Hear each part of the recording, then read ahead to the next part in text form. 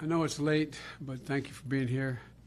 Had a good series of meetings. Just finished more than 2 hours meetings with Saudi leadership here in Jeddah, meeting with the king for about a little over half an hour, working session with the Crown Prince and all the ministers from the energy minister to the sports minister all the way down the line, and got the chance to talk to basically the entire Saudi government.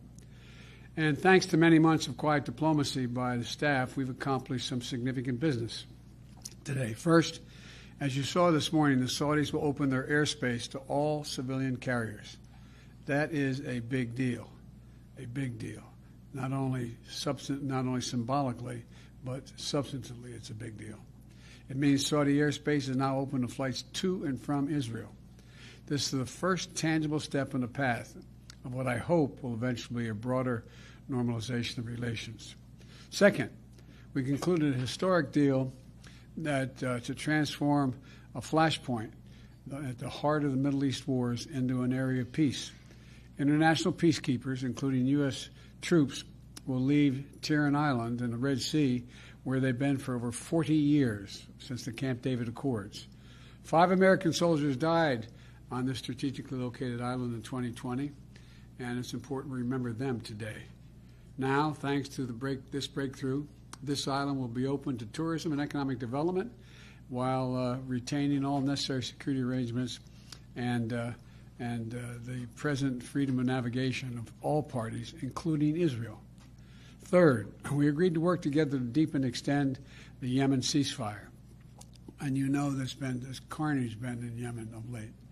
And it's been in place more than 3 months, resulting in the most peaceful period in Yemen in 7 years. We further agreed to pursue a diplomatic process to achieve a wider settlement in Yemen. The Saudi leadership also committed to continue to facilitate the delivery of food and humanitarian goods to civilians. In this context, we discussed Saudi Arabia's security needs to defend the kingdom, given very real threats from Iran and Iran's proxies. Fourth, we concluded several new arrangements to better position our nations for the coming decades. Saudi Arabia will invest in new U.S.-led technology to develop and secure reliable 5G and 6G networks, both here and in the future in developing countries, to coordinate with the Partnership for Global Initiative, the global infrastructure and investment, which I put together at the G7.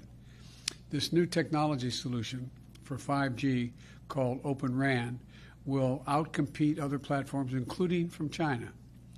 Saudi Arabia will also partner with us on a far-reaching clean energy initiative focused on green hydrogen, solar, carbon capture, nuclear, and other projects to accelerate the world's clean energy transition and to help the U.S.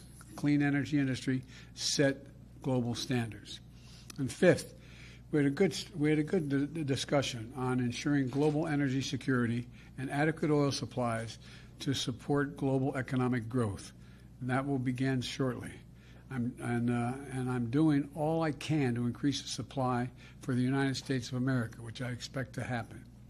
The Saudis share that urgency, and based on our discussions today, I expect we'll see further steps in the coming weeks. Finally, we discussed human rights and the need for political reform. As I always do, I made clear that the topic is vitally important to me and to the United States.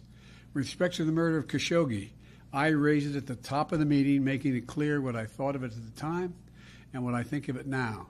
And I was straightforward and direct in discussing it.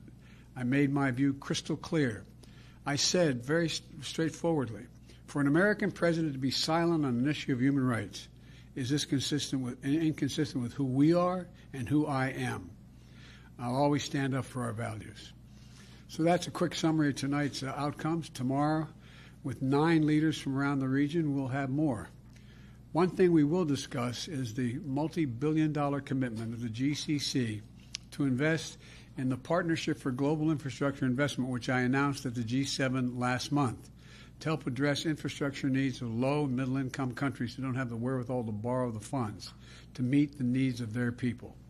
And after years of failed efforts, we have now finalized an agreement to connect Iraq's electric grid to the GCC grids through Kuwait and Saudi Arabia and deepening Iraq's integration into the region and reducing its dependence on Iran. And it was pointed out to me that I was reminded by staff at the time at the meeting that I tried to do that back when I was the early days of my vice presidency. Finally, it's done, being done. Tomorrow, I'll also be laying out an affirmative framework for America's engagement in the Middle East to build on these important steps going forward. The bottom line is this trip is about, once again, positioning America in this region for the future. We are not going to leave a vacuum in the Middle East for Russia or China to fill, and we're getting results. I'll take a couple questions now. What was the Crown Prince's response to your comments about Khashoggi? He basically said that he was not personally responsible for it. I indicated I thought he was.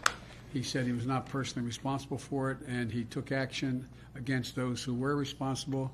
And then I went on to talk more about how that dealing with any opposition to or criticism of the Saudi administration in other countries was viewed as, to me, a violation of human rights. There was nothing specific. Sir, two quick questions, if I may. First, we just heard from Jamal Khashoggi's wife, who said, after this visit, the blood of MBS's next victim is on your hands. What do you say to Mrs. Khashoggi? I'm sorry she feels that way. I was straightforward back then. I was straightforward today. This is a meeting, I didn't come here to meet with the Crown Prince. I came here to meet with the GCC and 9 nations to deal with the security and the needs of the free world, and particularly the United States, and not leave a vacuum here, which was happening as it has in other parts of the world. On gas prices, if I may, you said that we'll see relief at some point in the not-too-distant future. What is the message to Americans who are looking for that relief now? When should they expect to see a real change in prices, though they've already been coming down? They've already been coming down. That's right. They've been coming down every single day, to the best of my knowledge. When will we see the impact of this visit? I suspect you won't see that for another couple weeks. And we'll see more when we see gas stations start to lower their price consistent with what they're paying for the oil. Mr. President, do you regret calling the Saudis a pariah? I don't regret anything I said. Do you still feel that way, though, Mr. President? I just answered your question. Do I regret it? I don't regret anything that I said. What happened to Khashoggi was outrageous. Mr. President? Yes. You're coming under a lot of fire for your fist bump with the Crown Prince. I just wanted to give you a chance to respond to that. But also, how can you be sure that another incident, another murder like Jamal Khashoggi's won't happen again? Well, God love you. What a silly question. How could I possibly be sure of any of that? I just made it clear. If anything occurs like that again, they'll get that response and much more. Look, you've heard me say before, when I criticize Xi Jinping for slave labor and what they're doing in the western mountains of China, and he said I had no right to criticize China, and I said, look, I am President of the United States of America. For the United States President to remain silent on a clear violation of human rights is totally inconsistent with who we are, and what we would do, what we believe. And so I'm not going to remain silent. Can I predict anything is going to happen? Let alone here, let alone any other part of the world? No. But I don't know why you're all so surprised the way I react. No one's ever wondered that I mean what I say. The question is I sometimes say all that I mean. And what about your response to the fist bump? On the issue of climate, Joe Manchin obviously made significant news right now, which appears to be torpedoing what was one of your biggest priorities as it relates to energy and to climate back at home. Your message to those Americans right now who are looking for that relief that would have a wide impact as it affects the climate and energy specifically. I am not going away. I've used every power I have as president to continue to fulfill my pledge to move toward dealing with global warming. Thank you, Mr. President, is Joe Manchin negotiating in good faith?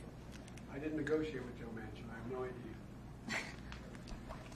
Thanks, guys. Guys, we have a win. You win.